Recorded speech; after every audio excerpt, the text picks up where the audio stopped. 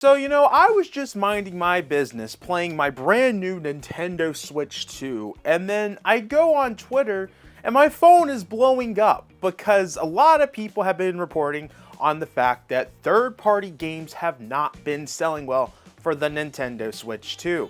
And this story has been pushed everywhere. Everyone's covering it, they're talking about it, but what's not being talked about is the truth behind what this was. There's a lot of stuff that was not talked about when people were reporting that the fact that quote-unquote Switch 2 games, at least the third-party sake, were not selling well. And in today's video, I wanted to show you all of the knowledge that we have, and I think it will make this discussion a very interesting discussion and what this could mean for the future of third-party games, particularly game key cards, because I know that's also been in discussion recently with this third-party nonsense that's going on. If you guys haven't already, make sure to subscribe to the channel as we are super close to 21,000 subscribers. We've been uploading almost every single day. If you haven't already, that's okay, but if you could, we're just trying to hit that goal. Greatly appreciate it by the end of this month. Let's start from where this whole thing originated from. This came from the game business, and I quote, "Most third-party Switch 2 games posted very low numbers. One third-party publisher characterized the numbers as below our lowest estimates, despite strong hardware sales." Now, this has had everyone talk about being like, oh my gosh, games aren't selling well. Is this going to be like the Wii U? Because the Wii U kind of had a similar thing. I think more people stopped buying Wii U stuff just because of the library of games, which then had less third-party games pop up. But this has had people wonder, oh my gosh, if games aren't selling well, are third parties going to drop? And people have painted this image that this is going for every third-party company when we talked about when a third party gave their comment on what was going on with their sales. However, what's not being talked about is that that was just one particular comment from one gaming studio. And in today's video, I have a feeling I could tell you what game that was that did not do well for that company, but that's going to be later into this video. What we want to talk about is, what does this mean? How is this wrong? Is this wrong?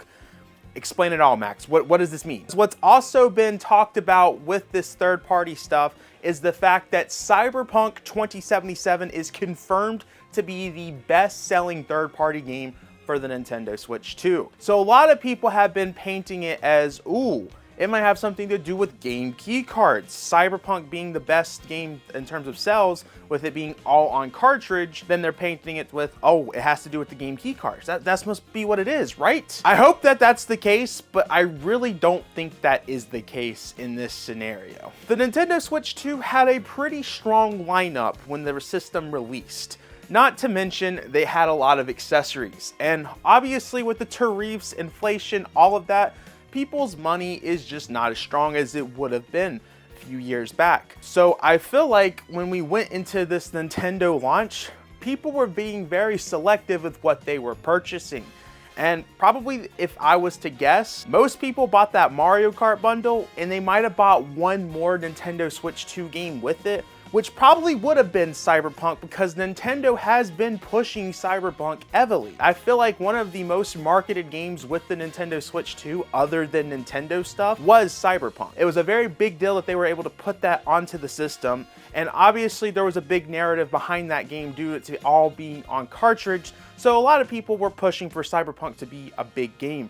And it's proven to be bigger, and it's been confirmed to have a bigger launch than what The Witcher 3 was on Nintendo Switch 1, which is a very big success for CD Projekt Red. Props to them. It's also being reported that Sega was the third best publisher out there when it came to sales for the Nintendo Switch 2, which I guess kind of makes sense as they had 3 titles come out on launch day with the system. So people have been pushing it as, oh, it must be game key cards. That's why these games are failing.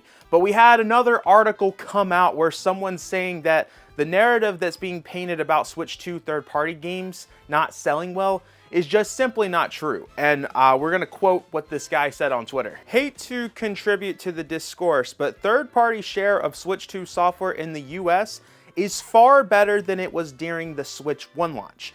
Which, to me, this makes the most sense. I always tell people that the Switch 1 launch lineup was absolutely horrible. There was only 5 titles. So when this whole thing came out, I was like, there's no way that third-party games are not selling well. The Switch 1 had a poor third-party lineup, the Switch 2 must be doing better. He continues with tweets saying, third-party unit share of Switch 2 physical software during week 1 reached just shy of 40%. For month 1 of the Switch launch, it was less than 20%. Like, it's far too early to claim best or worst, this or that or whatever when it comes to Switch 2. Sheesh, the thing hasn't even been out for 3 weeks. And he proceeds to show what his source was, which was like a retail tracking service. And yeah, so I guess that's pretty interesting to see there. So as much as I would like it to be the game Keycards, I don't think this article really means anything, as it's all pretty valid points. We're only 2 weeks into this system coming out. I think people are freaking out a little bit too much. And in terms of what that one third-party company was, I'm willing to bet, in fact, I'm gonna grab the game right here. I bet it was more than likely the Hitman game that is not doing well for that company. Mainly due to the fact that Hitman's kind of not been on Nintendo in the last few years. I know they had a few of the remasters come out for the Nintendo Switch 1, but in terms of the mainline series, this is the first time it's been back on Nintendo for, I want to say, a while. Honestly, I'm trying to think. I feel like Hitman was on the GameCube, but I don't know if there was anything on the Wii. No, I think there was one on the Wii. I know there wasn't one on the Wii U or Switch 1 other than remasters. But this game was kind of weird to have as a launch title. And I think the fact that it was a launch title might be the only reason why it didn't do as well. Because I felt like a lot of games were going up against this, all similar audience. You know, you have Cyberpunk. That's the big mature rated game that I feel like Nintendo was pushing heavy on people, and people were gravitating towards that. And then they might, if they had the extra funds, go to Yakuza. I feel like Hitman was kind of like a last minute thing. If they had the funds for it, they would pick it up, but not something that they were really interested in at the time. That's not to say that I don't think Hitman would have done well on Nintendo Switch 2. I think the fact that it was placed on the launch day lineup kind of hurt it though. I feel like if whoever the team that did this, I think it's IOI, I feel like if this team would have put this out maybe during, I don't know, July, August, this would have done well for them. But I feel like having these go up against other people, especially when there's a budget now for a lot of people, I feel like the audiences were kind of fighting each other in this type of game. Didn't make sense to have this when you have games like Cyberpunk, Yakuza, and all those other titles on the launch day of the Nintendo Switch 2. And that's ultimately what I think hurt this game's sales. Because we've seen Sega talk about how they're the third best in terms of things that are selling well for them. And Capcom has kind of implied that Street Fighter 6 is doing well for them. I know they just posted the fact that I think they reached 5 million copies for Street Fighter 6. But that's in total of every platform that it's been on. And I feel like the Switch 2 probably helped them with that because they've just kind of implied that it's doing well, but we have no official numbers on that. There's another thing that I wanted to talk about as people were talking about how Cyberpunk was doing so well. So I wanted to show this tweet that was really giving an in-depth look of why Cyberpunk was doing well and how it has nothing to do with game keycards. This one comes from Daniel. So many people are taking Cyberpunk at #1 to mean that no one is buying game keycards, but that's not the full story. Going to break it down in this post. Number 1, this launch mirrors the Switch 1 launch in early years where late ports of third-party games did not necessarily sell well. Only new or exclusive Switch 1 games from third parties sold well. 2. Cyberpunk 2077 being the first best-selling third-party game is not unexpected given it was the technical showcase for third party on Switch 2, and is already the best selling on other platforms versus the other games in the third party lineup. Number 3.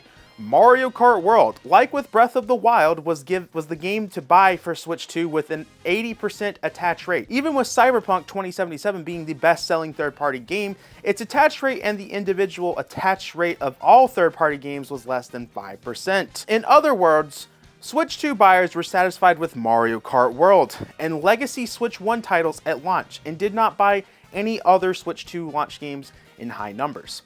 Kind of points out to what I was saying before. You know, there might not even be people that had the budget to buy an additional game. They probably just bought that Mario Kart bundle and did. A lot of things are very expensive right now, and as we talked about the attach rate of Cyberpunk when buying a Switch 2, was nowhere near as high as, Mario Kart. So even with Cyberpunk being a top-selling third-party game, the attach rate was still pretty low. Game keycards are maybe the fourth or fifth factor for why third-party games didn't sell well. Not to mention that while Cyberpunk was the best seller, other third-party games like Street Fighter keycard weren't far behind. The reality is that keycards aren't a major issue in the grand scheme of things outside the enthusiastic circles, and having a physical version of the game that requires you to download the game isn't an issue for majority of the gamers. All that was interesting points to say. And also, I really feel like that we're just kind of freaking out over nothing. I don't think that third-party games are necessarily doing quote-unquote bad. I think this is something that is just slowly gonna go or get higher and higher over time. As we talked about before, the Switch 1 had a very similar thing, and games are selling better on Switch 2 launch compared to the Switch 1 launch. Granted, Switch 2 had a bigger launch than Switch 1, which I think does play a part into those numbers. But at the end of the day, I think everyone needs to calm down. It has nothing to do with the game keycards. Ultimately, what it comes down to is the budgeting, all these accessories being super high, cameras $60, Pro controllers, like $90? All these accessories, all these add-ons, the games. I don't think the games are really as much of a priority. As long as they have Mario Kart, I think people are going to be satisfied with that. But if it is game keycards, then hey, maybe that will change. We've talked about on this channel before, the only way that changes though is if Nintendo gives developers more options in cartridge sizes. As we've reported many times before, Nintendo is giving developers two options: a game keycard or a 64GB cartridge. And we've said it many times before, a lot of these games do not make sense to have a 64GB cartridge. Like Puyo Puyo Tetris, that's a 2GB game. That does not need a 64GB cartridge. Hopefully Nintendo does the right thing here, and I think they will. I think we're just gonna have to wait a year from now. Even if these weren't game key cards, if they were fully on cart, we would probably still be seeing the same results here. As many people have mentioned, this is like one of the fifth reasons, like in terms of game keycards, it'd be like the fourth or fifth reason as to why a game isn't selling well on the Switch 2. And again, we're 2 weeks into the Nintendo Switch 2. I'm sure we're gonna get a lot more better numbers of what things are doing in terms of sales from both a first party and third party sake when we get to the next Nintendo investors meeting. Actually, no, it won't be the next Nintendo's investor meeting, because the quarterly will focus on, if I remember correctly, April to June. So we probably won't get much Switch 2 news on terms of how things are selling till really December. We know that the system is selling well in terms of its games. That's gonna be something we're not gonna know about till probably the end of the year. And there might be some third-party companies that discuss what's doing well from them. And on top of that, some people might just be doing smarter things when it comes to purchasing games. One of those things being Hogwarts Legacy. So we're gonna put some sales numbers of what's happening over in the UK when it comes to Hogwarts Legacy for the Nintendo Switch 2. And the physical edition, or I guess game key card, whatever you wanna say in the comments, didn't necessarily do well in the UK when it comes to the Nintendo Switch 2 version of the game. Let me just read this for you. In the Nintendo Switch 2 debut week in the UK, 19% of Hogwarts Legacy retail sales were Switch 2, compared to a whopping 71% on Switch 1. Now you might be asking yourself, that's a big difference. Why are people buying the game on Switch 1 instead of Switch 2? We reported this before. The Switch 1 version you could get really, really cheap, and so people would just buy the physical game, put it into the Switch, download the digital copy of Hogwarts Legacy 2, or Switch 2 for $10. So what it comes down to is people are just honestly being smart with their money right now. They're doing all these other things, all these different ways to save money, and yeah, that's really what's happening here. The only other game that it could have been reported that was not doing well when they talked about a third-party publisher could have been Split Fiction, because that was the only thing that EA had come out for the Switch launch, and everything else had appeared to be doing well. But I don't believe Split Fiction to be that game, because I follow the Switch 2 eShop a lot, And I noticed that Split Fiction was always in the top 15 for a long time, and the Hitman never hit that list. So again, I strongly feel that it was Hitman. Not to mention there's so many factors of why Hitman wasn't doing well, and I think I'm still early into playing it, but people were talking about the Hitman for the Nintendo Switch 2 was not that great, but so far I haven't had issues. We'll have my video out at some point regarding it. But I want to hear from you. How do you feel about this news that's coming out? Do you think third-party games are doing well or not doing well? Do you think game key cards play a factor into this?